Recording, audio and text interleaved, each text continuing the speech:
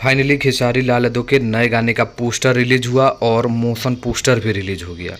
बहुत ही कमाल का गाना चाटिए जाला हो गाने का नाम है।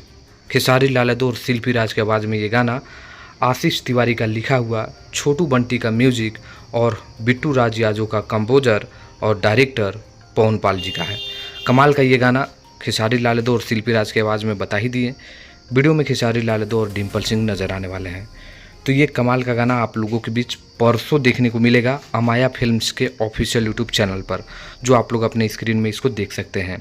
तो उठलाली पर ये गाना है, चाटिए जाला हो, फुल रोमांटिक, बेहतरीन, शानदार और एकदम मज़ा देने वाला गाना है। तो तैयार रहिए अमाया फिल्म्स के ऑफिशियल यूट्यूब चैनल पर। परसों आप लोगों को ये गाना देखने को मिलेगा, जिस गाने का नाम है चाटिए जाला हो। गाने का बोल कैसा लगा और ये पोस्टर कैसा लगा है कमेंट करिएगा। ठीक है, मिलते हैं नेक्स्ट वीडियो में। धन्यवाद।